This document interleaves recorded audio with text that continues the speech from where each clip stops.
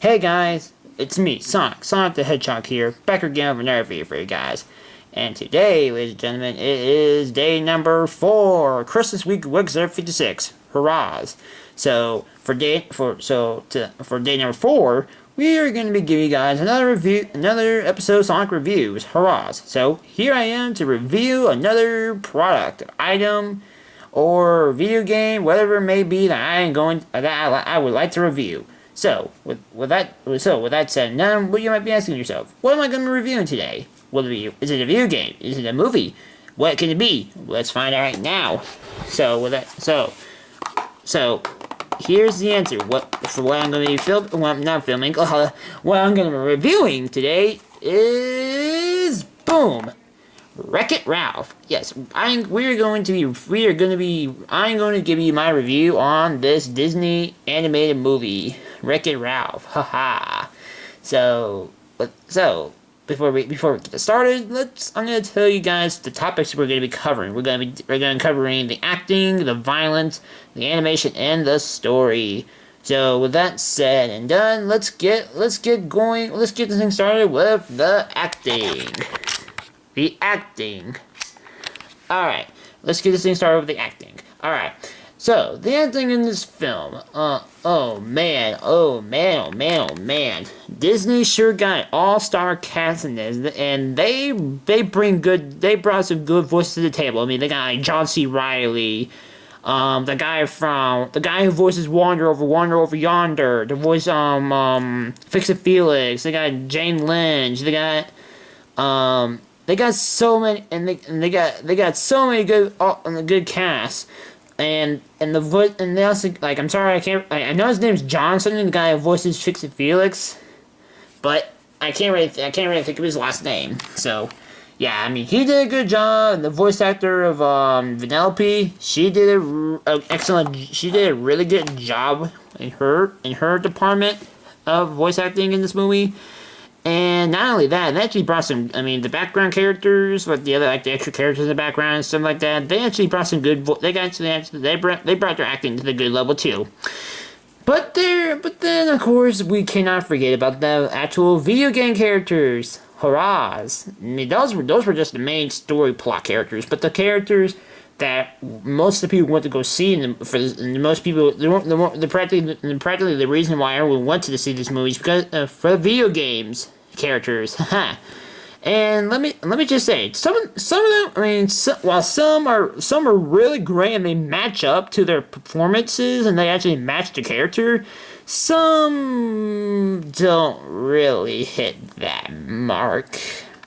Yeah, the guy who's from Street Fighter, that guy, like, right there, and who's standing right next to Robotnik in this cover photo that we have for the DVD. Yeah, his voice actor doesn't fit him at all. I mean, he's like, Ralph, you are a good guy, but you are a bad guy, but then you're not a bad guy. I'm just like, really, you really can't act that. I mean, seriously, who wrote your dialogue, dude? Seriously, this voice. I mean, seriously, this guy, the guy who voiced that dude was just no, just. But I mean, besides that, before this movie came out, I was really hoping that Disney was gonna get Mike Pollock to voice Robotnik or Eggman, but yeah, obviously they didn't get him. But they got him, like, the voice. I mean, like, M. Bison, his voice actor's pretty good. Some other characters are pretty good, like Clyde, the orange ghost for Pac-Man. I liked his voice actor. His voice actor actually fit the character. I mean, sure, actually, obviously Clyde doesn't have Clyde obviously doesn't have a voice actor because he's from Pac-Man, and he's like, wah, wah, wah, wah, wah, wah. He's like, obviously he doesn't have like official voice actor, but if we would have a voice actor, then that voice actor would actually fit his character rather well, because his voice actor was pretty good. I mean, yeah, I mean, I would like to see, I mean, Clyde, I would like to see Blinky, because he's more of a trademark character for Pac-Man than Clyde, in my opinion, but yeah. But anyway, it's still good to see a Pac-Man representative from here. Besides Pac-Man himself, obviously. But yeah, I mean, I'm getting off topic. But Clyde, his voice actor was pretty good, and I liked him. And obviously, we can't say enough. They actually got Roger Craig Smith to voice me in this film. Boy, oh boy, oh boy, oh boy, oh boy, oh boy. Disney sure did a great job actually getting Roger Craig Smith. Even though it was a small scene, it was pretty good. It was really awesome to see Roger Craig Smith to actually voice me in this film. It was really exciting. Yeah, like I said, we didn't get Mike Pollock to voice Robotnik, but still, I mean, Roger Craig Smith was still good enough for me. But overall, besides the fact of some slips of voice acting, I mean, with the guy from Street Fighter and possibly Vanellope, her voice can get a little annoying, but then you get used to it. It's just like 3D with your glasses. It's just like, yeah, you know, when your glasses when you're watching a 3D movie, you're just like, well, once I wear these, I'm gonna adjust it down, I'll be fine. And then like her voice actor, well, yeah, she's gonna be annoying. She's gonna be loud. She's gonna be But once I get to know her character more, I get the use of her, I'm just going to be fine. I'm going to enjoy this movie. I'm going to like her character much more. Because, obviously, character development and more story plot has to come... And the voice actor can't get away with the story and the story plot and the character development with Vanellope and everything. So, yeah. So, besides some voice acting kind of slipping on the edge, this movie still has some good acting in the voice acting department. So, I'm gonna give the acting in this film a 9 out of 10. So next up, we're going to be covering some violence. So here's the violence. Alright, the violence. Oh, the violence. Oh god, no, wait, oh crap. Whew. Hello? Oh, there we go. I'm like, oh god, you're blurry. Like, oh, why are you blurry? I'm kidding. But still, yeah, the violence in this film. I mean, of course, it's video games. Like, you're gonna be seeing some video game type, violent type, like usual video game move references like that. But the thing is, besides that, with the actual, but the actual violence. I mean, overall, I mean, with there not being that much. I mean, but the thing is, there was some in like the close mid to the ending. But still, like all the punching and the fighting and everything like that, it was still pretty good. But the thing is, I really wish that like a lot of video games fans would see was probably see like lots of other characters, like lots of other video game characters, villains and non-villains, come together and actually have like one big army versus another and fighting against the other big army. Follow those enemies. I'm not really gonna spoil what they are, but those like enemies, and they go out and they go like make a big like 300 type war, the Lord of the Rings type war, or some crap like that. So like you'll be seeing you'll be able to see me kicking some butt, Eggman kicking some butt, like lots of other characters going there and just doing their thing and making all the freaking video game fans rejoice in the audience in the theater, and whether it be seeing it at home or in the theater. But yeah, sadly that didn't happen. I mean, but still, it was still good. But still, no, the violence is okay. I like it, but yeah, even though there wasn't that much, but still, it's still good enough. I give the violence in this movie a 8.5 out of 10. So good, but not good enough. So next up is the animation. So here we go, the animation. Okay, that was kind of weird. Oh no, we're blurry again. Oh, there we go. Now I'm back. Okay, the animation. OMG. This animation in this film, glorious HD type of animation. I mean, literally, these characters like these characters really look good from what's like the animation they put through it, like the lighting, the movement, the lighting, the movement, just everything about them is just great. I mean, and just wow. I mean, the thing is, obviously I'm Sonic, but the thing is, we were worried that they were that Disney was kind of gonna screw up the video game designs from certain characters for the video games. But the thing is when we saw me and Eggman. I mean, Eggman looked like kind of messed up. I mean, not really messed up, but still, he looked like he was like made from Disney. But the thing is me per se, it looked like a Sega design. Like Sega actually made a design for me, or actually had a design set up for me, and they just set over to Disney, and they actually used that model of me in the film. Literally, if this. We can't really tell if it was Sega who animated it and gave it to Disney to use, or it was Disney themselves who animated Sonic and me in the film. Whoever it may be, great job. I mean, if it was Disney, OMG, thank you very much. That was great of you to do that. I looked very well in this film, and I can't say more. I mean, not only me, also with me, and also all the other characters included in this film. It just looks fantastic.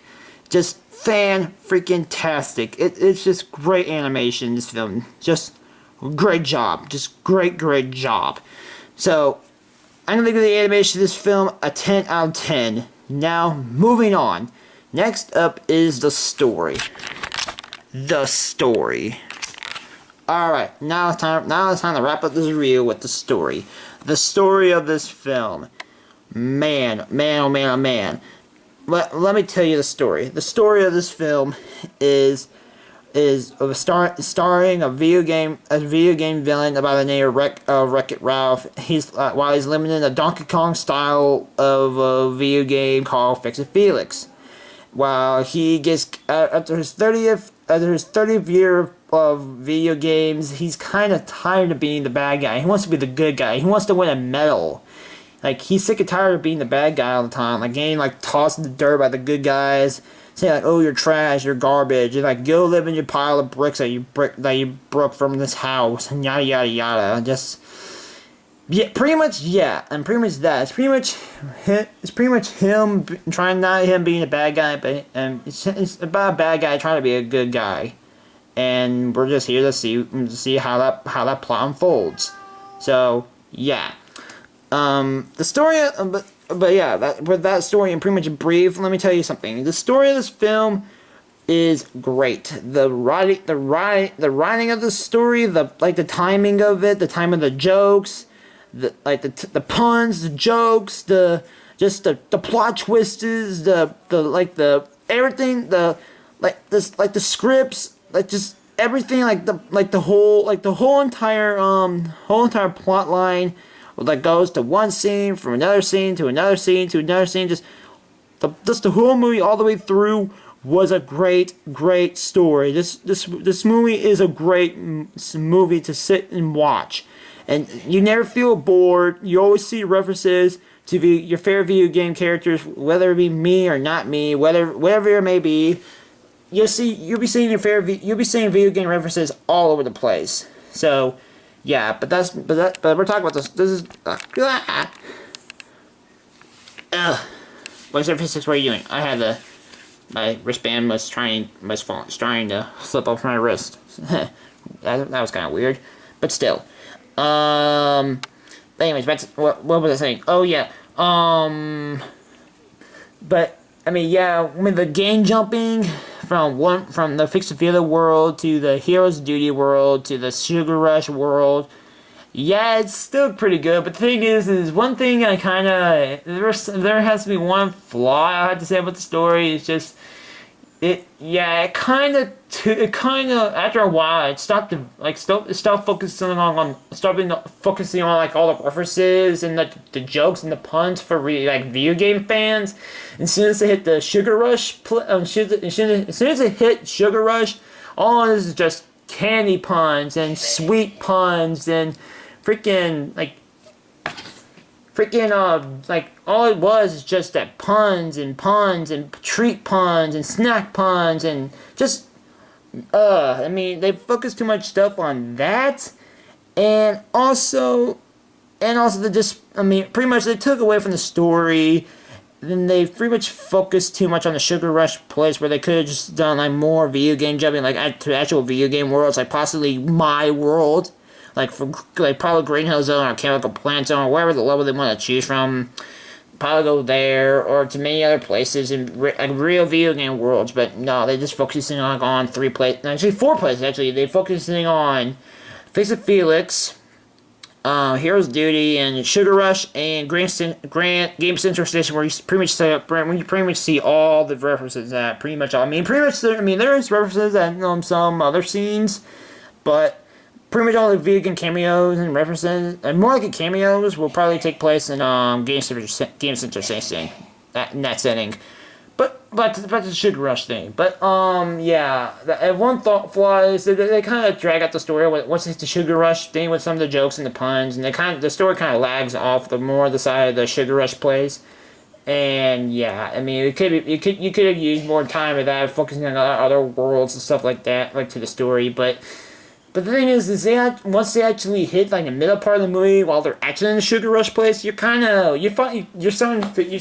to feel like comfortable with it, and you're just like, you know what, this is the setting of the film, and it's okay by that.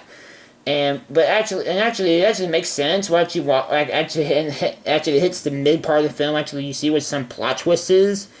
Then yeah, it would be then once you like actually when you actually learn about more of the characters and the background of them and some plot twist that happens, yeah, you would actually expect that this story would actually take place in Sugar Rush, and wouldn't really leave here to the end of the film. But yeah, but that's pretty much that. If I had a flaw about that, and that's the flaw. But overall, the story is still good enough. It is an entertaining movie that your